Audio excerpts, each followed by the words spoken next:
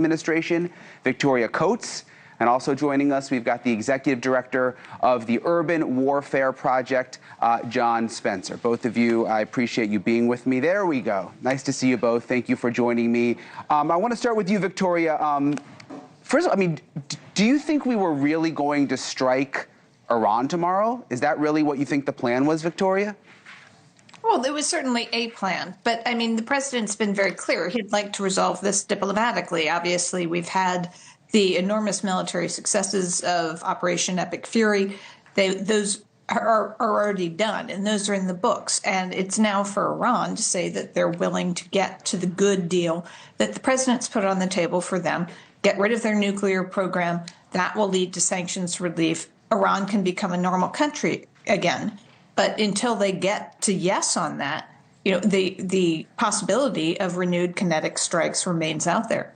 What do you think it signals to Iran, though, Victoria, that there have been these warnings at least half a dozen times that, oh, we're going to do something, and it seems like they get postponed every single time? What kind of message does that send?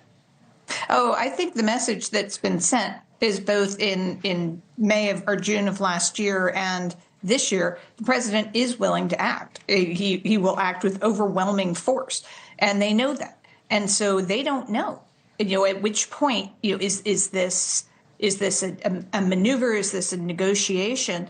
Because they know he will strike. He will use force. And that's what's different this time. In the past, those threats have always been abstract. Now they've actually been on the receiving end of what the United States military can do to them. And I don't think they're really eager for more. John, do you agree? Do you think that they've really gotten that message loud and clear, or do you think the fact that this has been postponed about 6 times now is sending them a different message? No, I actually agree with everything Victoria said. War is an act of force or a threat of use of force. And when President Trump or this administration has threatened the use of force, they're, of course, open to diplomacy, but like she said, even going into Operation Epic Fury, there were attempts at negotiation, and when they said that had resolved, then the operation began.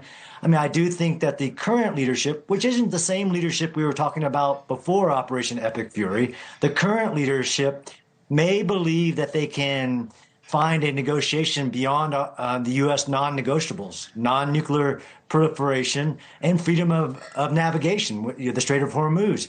They may be attempting, but this is the part where they will miscalculate the Trump administration's non-negotiables. So the idea that we stopped because we weren't having success, the operation clearly stopped because it was having success, and we started getting messages from the regime, which started to be mixed messages.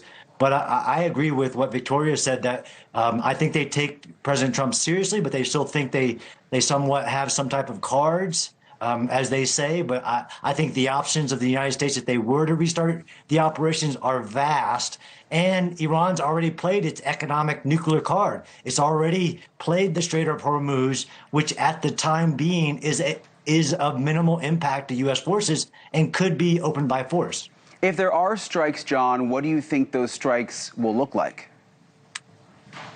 So, I don't have a crystal ball. I don't have all the intelligence, but of the options that weren't even played so far, which were, attack transportation. So no more resupplies by air or through any border, hit the bridges, the airfields. You can cut the power lines. You can, of course, continue to whittle down on the political and military leadership until you get to a leadership that believes that their survival is at risk, because while they are radical, while they are fine, some of them dying, they still want to be in power, so you can attack that belief that they will maintain power, especially the economic aspects of continuing to strike their ability, which is drastic, and we really don't have a clear idea of what it is right now.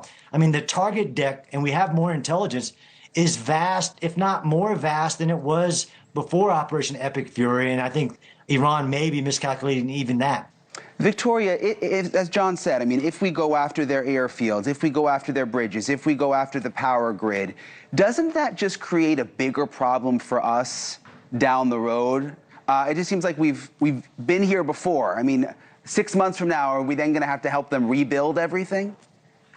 Oh, not necessarily. I mean, the good news about Iran is this is a country with enormous resources. There are both tens of billions of dollars of frozen assets overseas, as well as obviously the world's second largest proven oil reserves and extraordinary natural gas and a great culture, a wonderful population.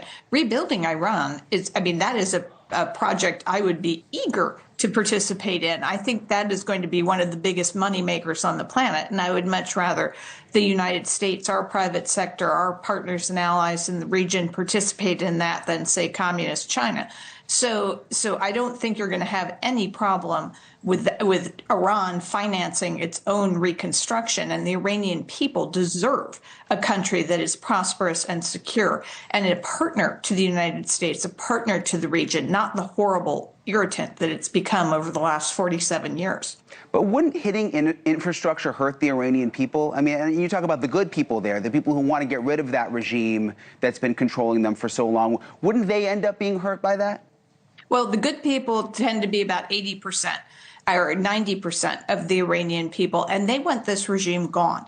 So, yes, it would be so much preferable to have the regime make the right choice and not choose to go down this path. But at the same time, we have to be very clear. What you would be hitting here are military targets because the Islamic Revolutionary Guard Corps is permeated into the entire infrastructure of Iran. So the IRGC, which is a designated foreign terrorist organization by the United States government, if they have control over these assets, they are legitimate targets.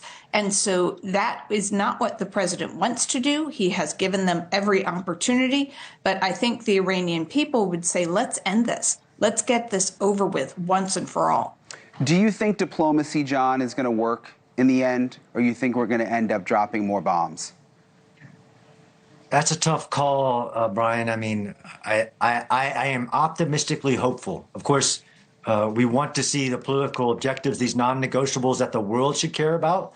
There's 9 nuclear armed countries. We don't need a terrorist state armed. And then the ripple effects of that would be, and freedom of navigation, which is the bedrock of not just the U.S. economy, but global economy, those non-negotiables. But I'm not sure, but this is the amount of information we don't know. And when the president, I do think, gets signals like he did when he was about to restart this, according to the administration, that they're now willing to. And it's not a game, but it is an aspect of have they been convinced that their survival is in jeopardy? I believe they're there, but only time will tell.